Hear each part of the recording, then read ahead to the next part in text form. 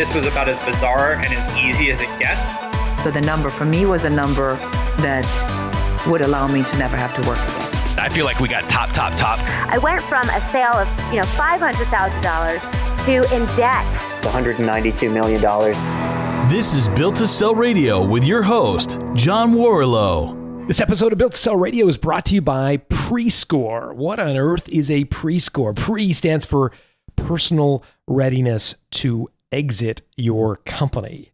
And here we're looking to evaluate how personally ready you are to leave your company. You know, when you go to sell a business to have a successful exit and look back on it without regret, you need two things. Number one, a company that is attractive to an acquirer, to a company that's built to sell. And number two, you personally need to be ready to exit that business. We found that there are 4 drivers of a happy and lucrative exit, 4 ways you can personally ready yourself to exit your business. And by completing your Prescore, you are going to see how you're performing against those 4 major drivers of a happy and lucrative exit. Just go to prescore.com. You know, if you're a longtime listener to the show, you know that we spent a lot of time talking about unscrupulous buyers who try to renegotiate the terms of your letter of intent. It's called retrading. We have never, however, up until today, talked about the opposite, which is when you, the entrepreneur, retrades. And I'm happy to tell you that my next guest, David Jondreau, did exactly that. He was in the process of diligence after having signed a letter of intent when he won a contract that would have the potential to double the size of his company, effectively doubling the value of his company. Well, as you can imagine, he wanted to renegotiate. And that's exactly what he did. I'll let him tell you the story. There's lots of really good lessons in this. Listen for the 49-49-2. I won't spoil that. I'll let you, David, talk about why he did that. He talks a lot about processes and the importance of documenting those and the psychological impact of selling a business that his father actually started. Lots to share in this really wide-ranging interview with David Jondreau.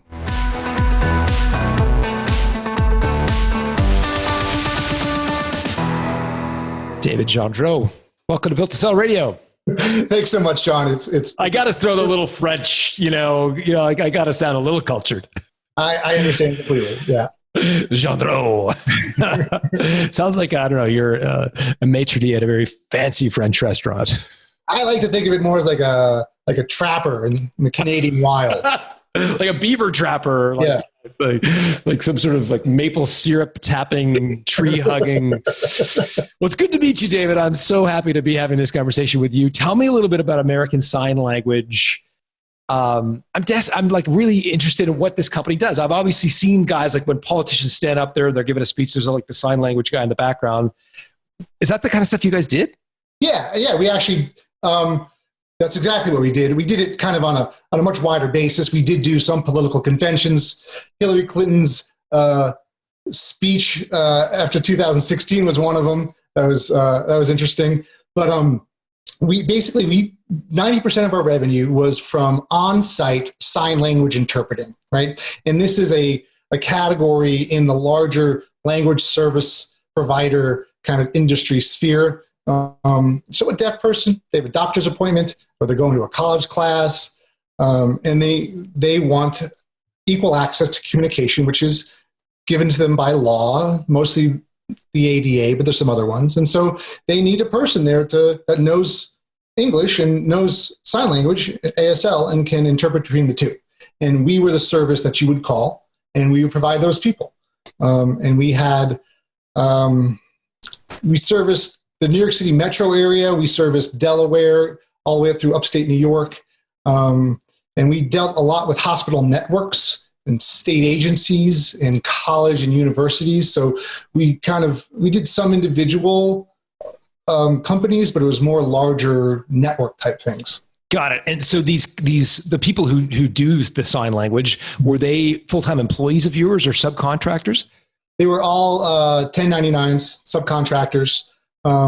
Once in a while, we flirted with having employees, but generally speaking, the profession is very grounded in freelancers and contractors, which I use those terms interchangeably. 1099 freelance contractor.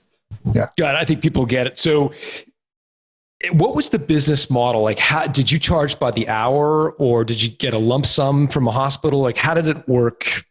Yeah, it was pretty it was just hourly based. So we send, an interpreter on site, usually had a 2-hour minimum. And we pay the interpreter based on the time they're there, and we bill the client on the time they were there. How big a market is like I'm thinking, how many, what's the politically correct term? Is it deaf people or audio impaired, or like how would someone describe someone who needs a sign language individual? Sure. The term is deaf with a capital D. Okay. Yeah. So how many people struggle with are deaf in the United States? Like, how big is this market? I'm trying to get at. I mean, the number that's thrown out is usually around 2 million. Okay. But the people that are using interpreters, maybe a little smaller than that. People have other accommodations. Hearing aids sometimes are enough to understand spoken English. But I would say there's companies that were doing what we're doing at a substantial level. There's a few hundred, 500, maybe 1,000 maximum in the country. So it's definitely a niche company, a niche business we were doing. And how much of the market did you have? I don't know. We were probably, in terms of overall revenue or in terms of market share. When we started the sale process, we were doing about 2 million revenue a year. That's when we started. And when we ended, it was significantly different. And we can go into that as well. But yeah, and that was probably, I don't know, for the regions we were covering, 1/20th of what was out there. I'm not sure. So you're a tiny fish in a big pond in the grand scheme of things. Yeah. That's helpful. I don't mean tiny in a pejorative way, but I mean, there's lots of more market share you could have sort of tried to capture, presumably. Right. And there weren't many companies that were significantly bigger. There were a few, but I don't know anybody who was really doing more than 10 a year, but maybe there was. I don't know. Okay. So it's pretty fragmented. Yeah. I understand that you came to own this business as opposed to starting it. Maybe walk us through how you became and came to own it. So, to make a long story shorter, I actually grew up in when I was in grade school. My dad became part of the deaf community. He wasn't deaf himself. He just socialized and became friends with some deaf people and learned the language and started teaching sign language. He was a teacher by training. And I came home and he was teaching sign language out of our living room to some hearing people in our apartment in New York. And then this is in 6th grade. And then over the years, the school grew until it was actually 200 students every 6-8 week semester. And in parallel with that, he was also doing sign language interpreting. And so he had these two businesses. One was a school and one was an interpreting service. And they're pretty successful, pretty well known in New York City. And in 2000, I started helping out with him. I was living in New Mexico, I live in New Mexico now, in Santa Fe, and he wanted somebody to help run the interpreting side of things, basically be a coordinator, take phone calls, book jobs. And I said, sure, I'll do that, but I'm living in New Mexico. And so we figured that out, how to work remotely 2,000 miles away 20 years ago. And I did that for a year or two. And then in 2004, he passed away unexpectedly, suddenly, heart attack, middle of the night. And my sister and I inherited this company, or both companies, which while we had both been associated with, we didn't know how to run a business. We didn't have business ownership experience. I was a fine employee, but I wasn't an owner. So it was like, it's a huge shock to have your dad die suddenly. And we dealt with that for a few months. And then, but we also had a business to manage and run at the same time. So it was a pretty intense time for us. What was the most, obviously the emotional impact of losing your father would be the most difficult, but when we get to the business itself, what was the most difficult thing to pick up? right? So what was I? I was 28 years old. And I was doing everything, right? So and that was how my dad ran things too. That's what I had seen was he kept everything in his head, right? And he ran things and he made all these contacts. And then when I started working for him, I took a little bit off that, but I put it in my head.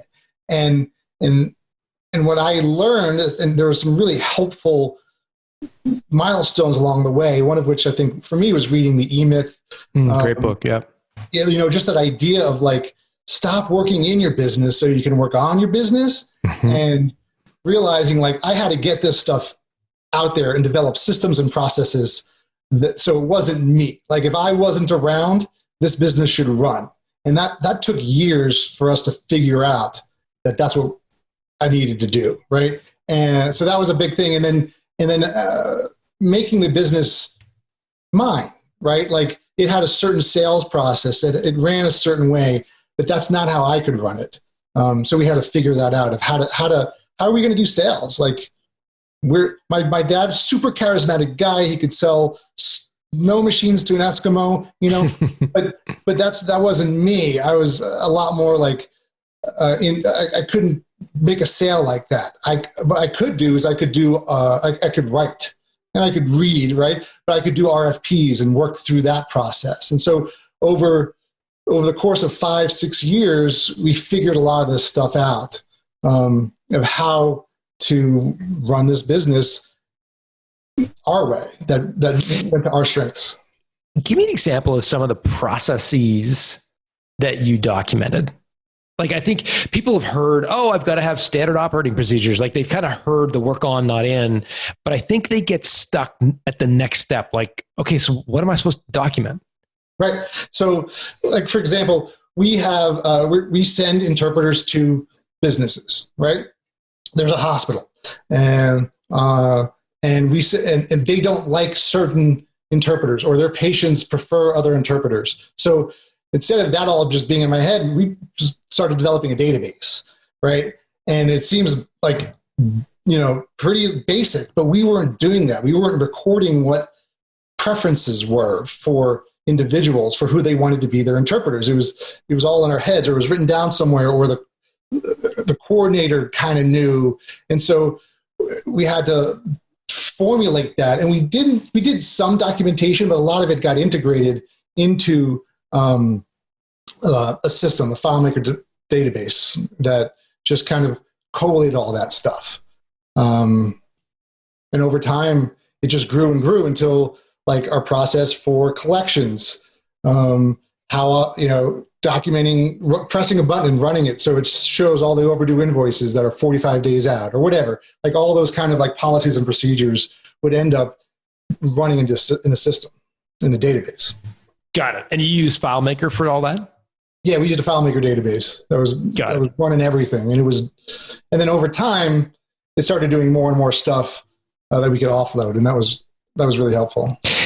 I'd be curious to know about the dynamics with your sister, because clearly she inherited the business as well. Was it sort of, 50-50 down the middle, you own half, I own half, and away we go kind of thing? Or how did you guys deal with that stuff? Yeah, we split it evenly. We actually split it 49-49 and then gave my mom 2%. My parents had been divorced, but they had a good relationship, and we thought it'd be nice to have her included. And we were coming from this being a family business, and so we wanted to include her. And it also gave us made us a woman-owned business, 51% woman-owned, which was helpful. In what way? Yeah. No, in what way? I don't know why that would be helpful. So we started moving to doing a lot of RFP-based contracts. I see.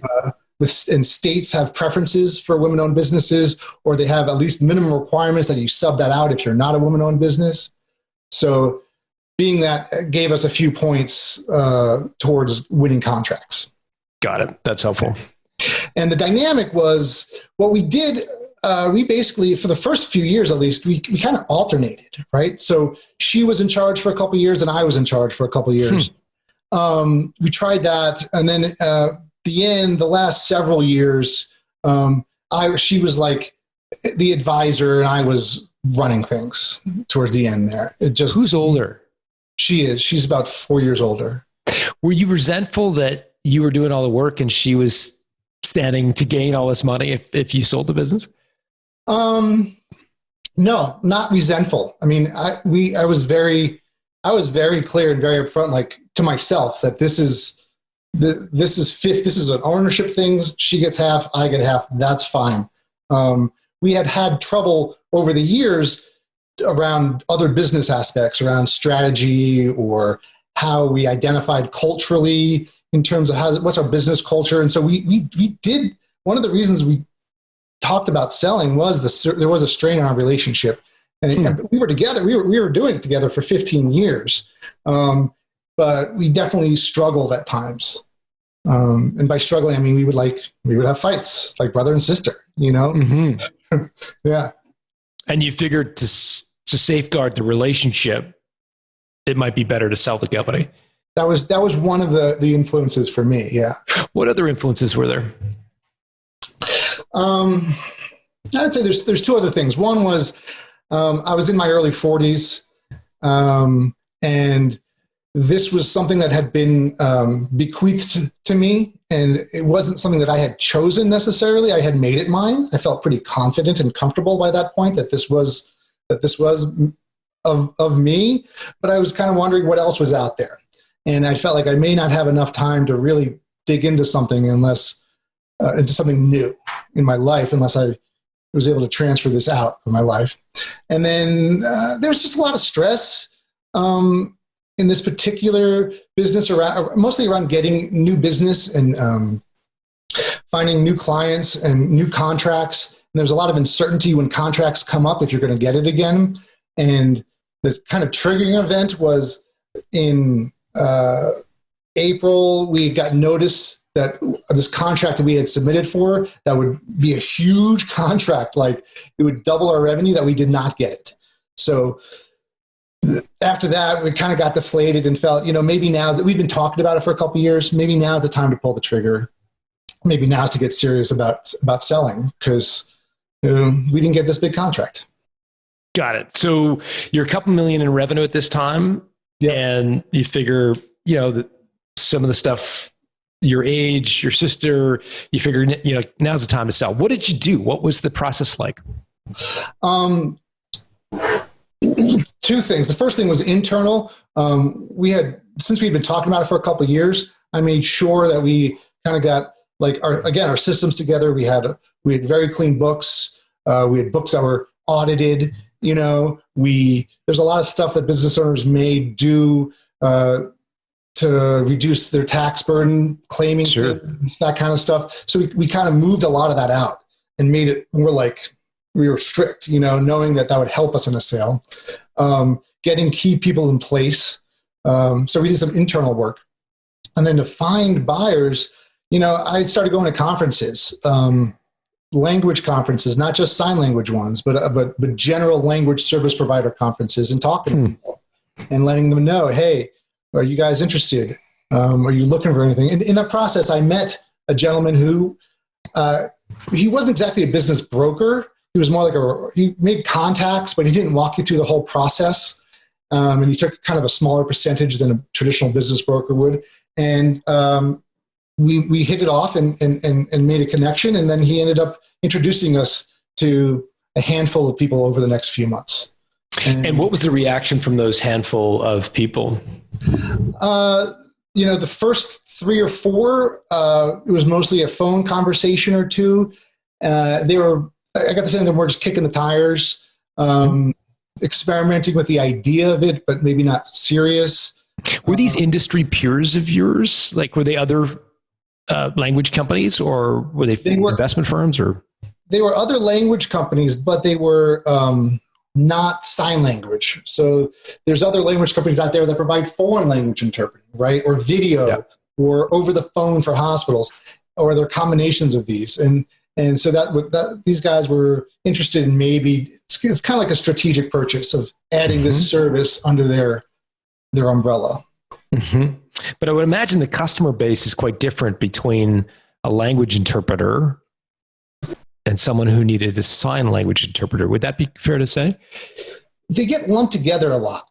Do they? Okay. Yeah. So a hospital depends on the hospital. Most hospitals, their language services are one department, whether it's sign language or Chinese, right? Okay. Some hospitals actually split it out, but for the most part, they do fall under providing language access. Okay. So you're having a few conversations with potential strategic and other language companies. It sounds like those conversations are somewhat bland. There's nothing really that comes out of them. Yeah, nothing really came out of those.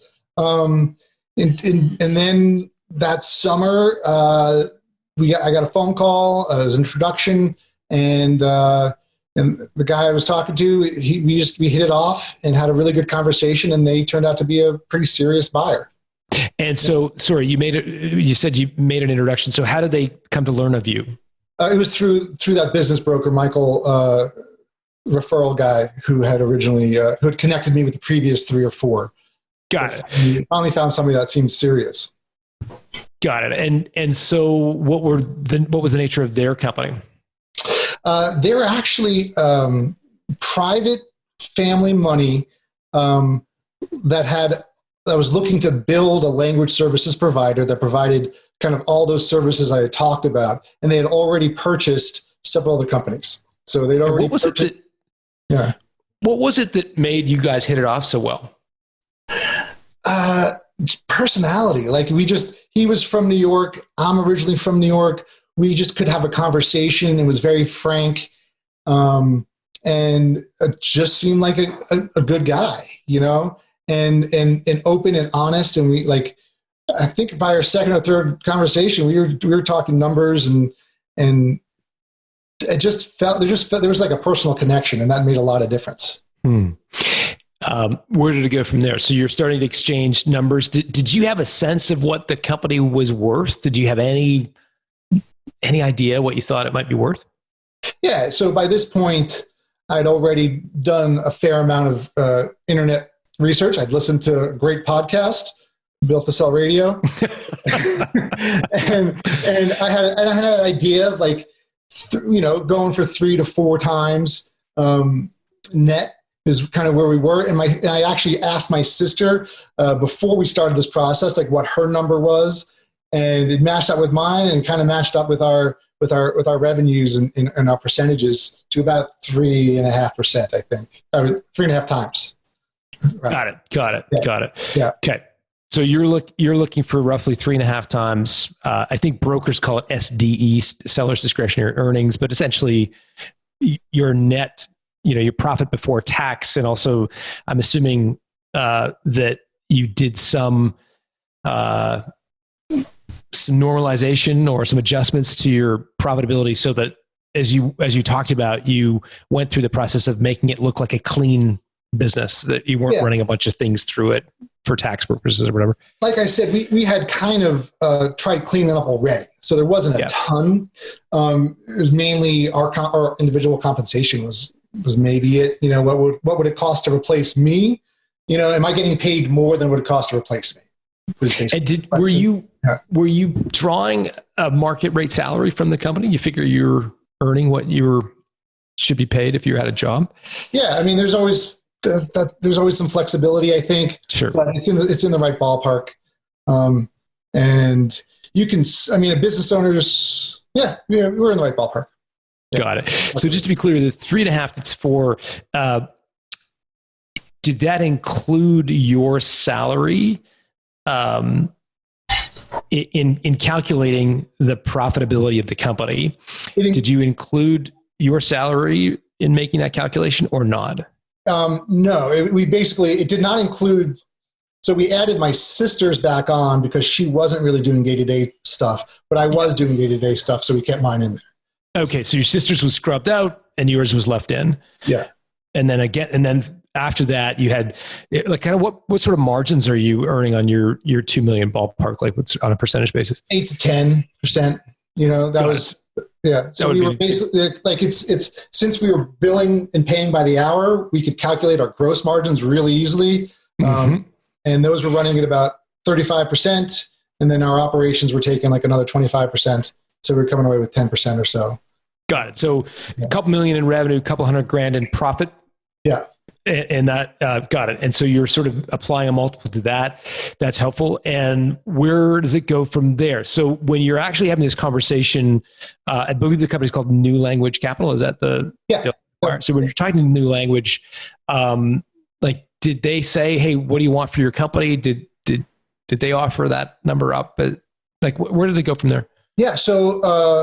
So they, like I said, they had already purchased like a translation company and a foreign language company, and they're kind of assembling a stable of companies that they could combine. So it was a little bit of strategic, a little bit of financial, and we'd had these conversations up front. And this relationship that we developed pretty quickly was very handshakey. And he said, "How much do you want for your business?" And I said, "I want this much." And he said, "Okay, I'll go talk to my owners." And that was it. And they came back and said that's fine.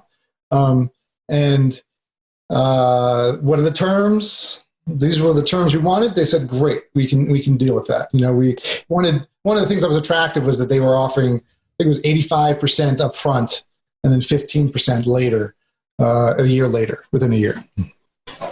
Got it. So you kind of gave them a number. To which, what was the reaction when you said 3.5 times or whatever? Did you give them the actual number? Yeah, or I said 700, Right. So that was the number. That's what it worked out to be.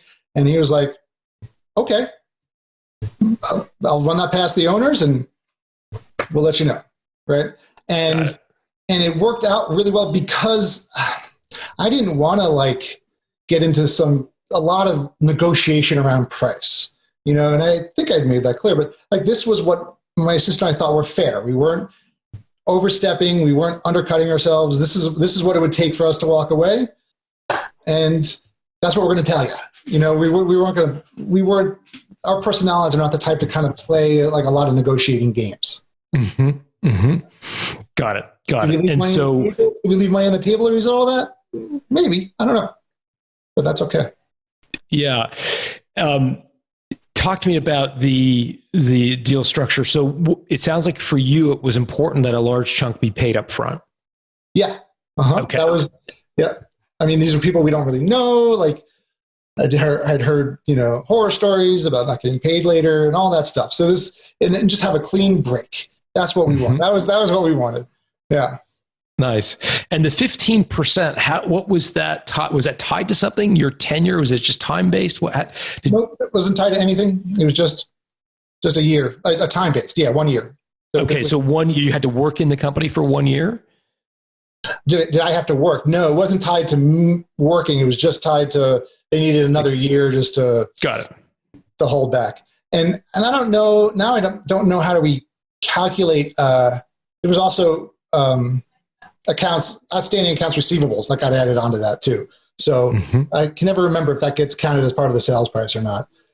But that was another couple hundred, something like that. Yeah. Yeah. Like a working capital calculation. Working capital, yeah. Right. To figure out how much of those receivables you get to keep and how much they're going to get to keep. And because when you hand over the keys, there's money owing to the company.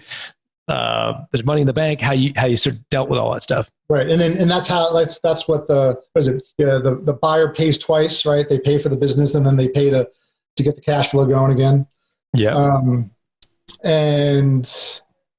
So there was some negotiation around how accounts receivables get paid out. At that point, we had zero debt and a little bit of money in the bank. Yeah. Got it. That's helpful. And as you went through the actual diligence process, what was the most sort of surprising thing that you had to deal with through diligence? How easy it was. Wow. That's great. That's the first time I've heard that. I know. That's why it was surprising. It was pretty smooth.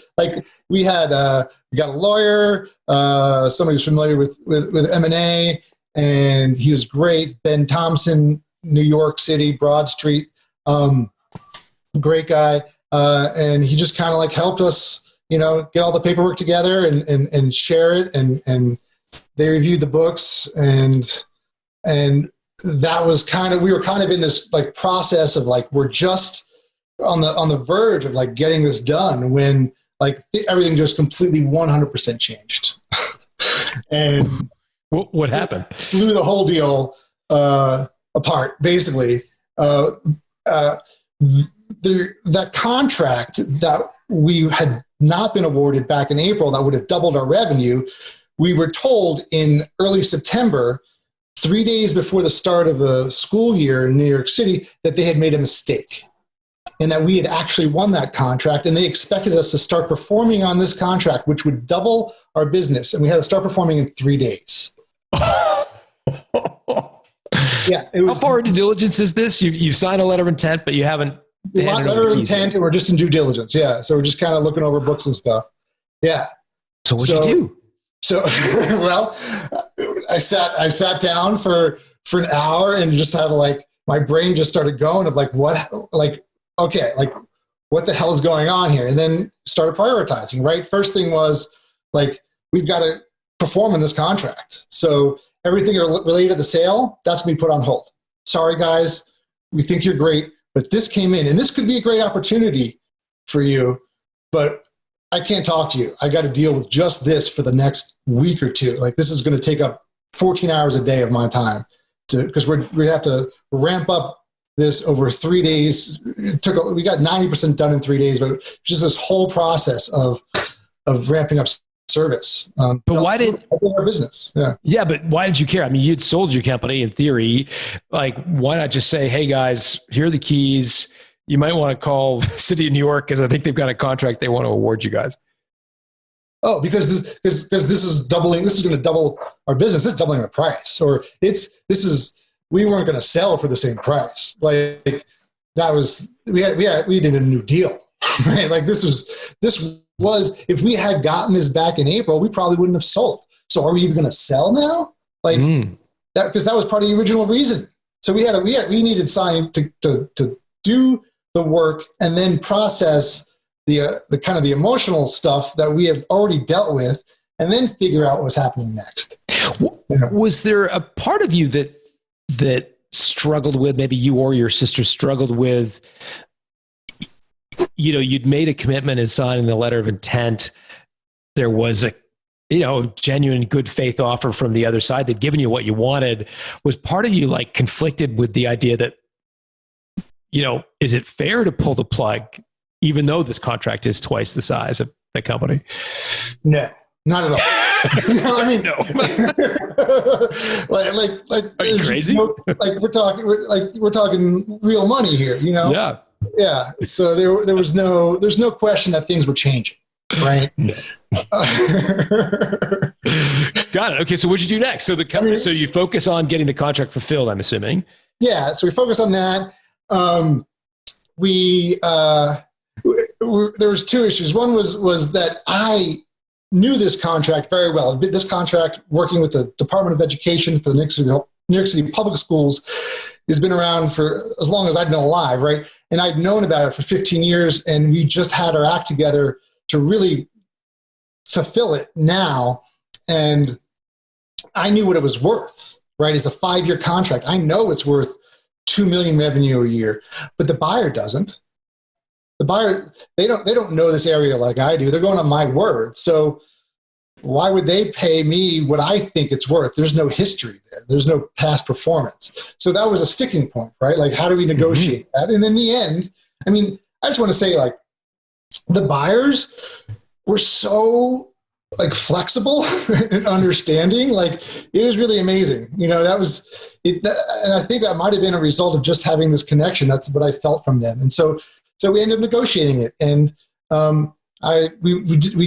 what I wanted was a clean break, right? 85% up front, the rest of the year. Well, now it's going to be performance-based earnout over 5 years, the length of the contract, right? And again, if I'm in the 3 to 3.5% range, well, over 5 years, that's 75% a year. So you lost me in the 3.5 to 5. I don't know. Yeah. Right there. So 75% a year for 5 years works out to being 3.5 times, I keep saying percent, times revenue. So what I thought 3.5 times revenue off this contract would be, we set it up that way as an earnout, basically. Okay, you still lost me a little bit. So the contract is worth a couple $1 million a year in revenue. Right. Yep. Over 5 years. Yep. And So what we your did- margins on that. Go ahead. Right. We took the margins, we subtracted an admin fee for them, and then we subtracted out taxes. And then we said, after that, we're going to split the net after taxes. Got it. So it split would it- be, Yeah. so what impact did that have on the sale price? Doubled it, basically, maybe more. We don't know yet because we're still in the middle of it, but it was significant. Yeah. And it's an earnout. So we get paid, every quarter, every year. Okay, so I think I get the 3.5 times now. The 3.5 is the multiple on your profitability. So you're projecting out the profitability of this contract, Right. trying to figure out, and then And apply a if you multiple figure to in it. 75% times 5 Yeah, is 3.5. yeah. That's Yeah. how I figured it. And that seemed reasonable to me, and that seemed reasonable to them. And we went back and forth just discussing it a lot, but we came to an agreement, and that worked out. And that was great. And how do you police that agreement now, having left? Because they would have an incentive if they were less than reputable to sort of fudge the numbers and say, well, the margin isn't quite as good, or we had to apply some costs here. Like, how do you police that the profitability of the $2 million contract is correct? So I kind of advised them on the billing, and because it is a pretty complicated billing system to get to build this very bureaucratic organization, and so they want me kind of helping them, and I basically know exactly what the numbers are. If I didn't, I'd still feel pretty trustworthy towards them. They've built up a lot of goodwill. Yeah. Did you did your lawyer, presumably they had some protections in there. Did you get the rights to audit the contract? Yeah, there's an annual statement that they're supposed to put out. And also I just know the business well enough that I know what the numbers should be, and if they weren't there, then that would be suspicious and I'd want to look closer, but they're there. Yeah. Got it. And so how many months or years are you into this earnout? Through 3 years out into the 5 years of it. Okay. And have they been hitting the numbers each quarter? Yeah, it's been great. It's fantastic. Been in everybody's best interest to keep this going. And how much of your personal time have you had to commit to the company in those 3 years? Like on a monthly basis, let's say? Well, there was a transition that was kind of separate from this, right? So there was a 9-month, I stayed on board for 9 months and helped them transition everything. And then since then I put in maybe 5 hours, 10 hours a month. Okay. So pretty limited. Over that 9 months of full-time work, did you just draw a salary, or how do they compensate you during that 9-month period? I was paid as a consultant on a monthly retainer. And did you negotiate that as part of the sale? Yep. Okay. So there's a consulting agreement. Yeah. Yeah. Consulting agreement. And did they commit to a number of hours or just an hourly rate, and then it depended on how many hours you billed? No, it was basically it was on a per month basis. So it was full time for 9 months. Got it. And I don't remember what that was actually. I don't recall. But there was one other problem. So we had all this negotiation around that, but then something else came up before we could even close. And that was a cash flow issue. And we had, we doubled our business. And because this was a new contract and it's such a bureaucratic organization, it took them 7 months to make their first payment. Wow. Yeah. On a $2 million. Yeah. How'd you manage that? I basically maxed out all my personal credit and business credit and all of that. And the buyer gave us a bridge loan. And with the understanding that they'd be paid back first, but it was an incredibly stressful time, right? And if we hadn't been in the process of selling, we might not have actually survived. I would have had to scrape up a few $100,000 borrowing from family, probably, which would have been possible. But it was hard. It was so hard. There was so much stress involved because I was pretty sure that we would get paid eventually, but there was no guarantee, right? And there's a buyer here being like, we're giving you money, but we don't have this guarantee that we're going to get it back. It was a huge leap of faith. But I was like, look, this is New York City, right? They'll pay. It might take a while, but they'll pay. And it was tough. And they didn't start paying until after we closed. I mean, they closed on it with that, still unanswered. And they eventually we started getting paid about 3 months after we closed. Got it. And for those who aren't familiar with that term, a bridge loan, just describe what that means and sort of what would the terms of that have been? It was basically like they were loaning us money to make it through, to cross a chasm of debt until we started getting until we started getting paid. And what were the terms of that loan? I don't remember in terms of percentages or anything. Yeah, like was it sort of close to prime, or was it prime plus 20? Like was it a huge premium they were charging, or? It was totally generous. It wasn't even prime. I don't remember. And what about guarantee? Did you have to personally sign a guarantee for that bridge loan? No, I don't recall personally signing that. But again, there was a lot of trust on both sides. And a lot of paperwork, it sounds like. You're just signing in blind faith.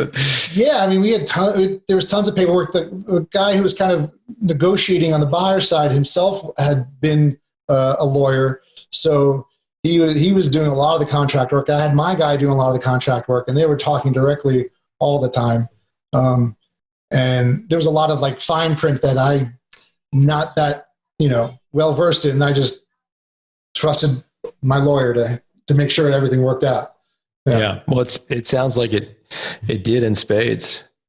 I'd love to ask you about the emotional impact of selling. I mean, this was your father's business, your late father's business. So, I'd imagine there'd be some pretty heavy emotion attached to that. What was your experience like? It was hard. This is something that had been associated with the Jondreau name, right? Since I was 10 years old. Like it had been decades. People, interpreters would be like, "Hey, you're Fred's son." Like I took my first sign language class with him, and now they're like professionals in their field. People have known me when I was a little kid, and it was weird.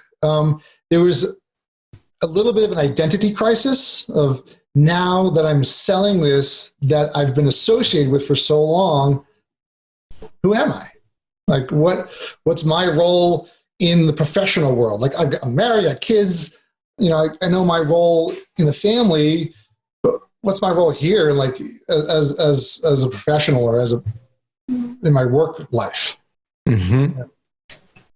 It was hard. It was mixed. It felt good at the same time. There was definitely a burden that was lifted off. So it's complicated. Mm-hmm. What sorts of emotions did you experience in addition to feeling lightened by the monkey off your back, so to speak? But what other sorts of emotions did you experience? The big question was, is this the right decision? There's always a little bit of doubt.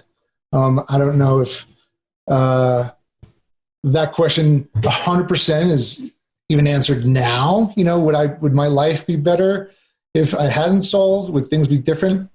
I mean, in retrospect, with COVID, man, I am excited to not be owning a business right now, and that would have been mostly because it's an enormous amount of stress to be a business owner. Personally, for me, I feel the weight of ownership, of being responsible to my staff and my interpreters and my customers and the deaf people who are getting sign language interpreting. Every time we didn't fill a job, that was a deaf person that didn't have access to a doctor. Sure. Like there's always like always felt very responsible for stuff. But part of me feels like that was a good place for me to be. I like being responsible for stuff. I don't know. It's hard. You have a sense of freedom now. What are you doing now? Like, what are you doing with all that freedom, I guess? Yeah, I mean, it's been really nice. I've got 3 kids, 8, 10, and 14. And so I've spent 2 years now. It's been 2 years since the transition period ended, right? So I haven't worked full time in 2 years. I spent a lot of time with the kids. I work out a lot. I'm in the best shape of my life. And I do some consulting on the side. So I do some kind of database business application consulting, and I do some kind of general business mentoring. I'm kind of into like there's a personal finance scene, bogleheads, Mr. Money Mustache, that kind of stuff. And there's a thread that pops up every now and then among that community of like, well, when I retire, am I just going to be bored out of my mind? And the answer is absolutely not. Like, I'm not bored at all. Like, this has been fantastic. Not saying that I'm retired, because the payout I got isn't, as they say, F you money, right? It's it's not that much. I'm actually going to start probably working a little more in the next few months, but it's more like thank you money. Like, I'm super grateful for like having been given this gift by my dad, by having been able to work in this situation with my family, my sister, my mom, my brother-in-law, most of our early employees were all family members. I'm grateful that we were lucky to have a buyer that was so understanding and flexible. Like, I've been super lucky, and I'm feeling a lot of gratitude as a result of that sale. Yeah, that's amazing. It's refreshing to hear, David, and I'm thrilled for you. If people want to reach out, what's the best way for folks to find you? You can. I'm on LinkedIn. Jondreau is my last name, and you can email me, David, my first name, at my last name, which is Jondreau.net. That's the best way. David at Jondreau.net. Just email me directly. That's awesome. David, thanks for doing this. Thanks so much, John.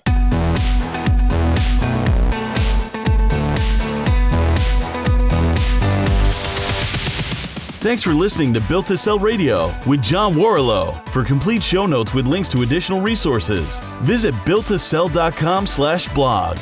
John is the founder of the Value Builder System. To find out how to improve the value of your business by 71%, visit valuebuildersystem.com. John is also the author of Built to Sell, Creating a Business That Can Thrive Without You, and The Automatic Customer, Creating a Subscription Business in Any Industry. Connect with John at facebook.com/built-to-sell or on Twitter at John Warrillow, WARRILLOW. Thanks for listening.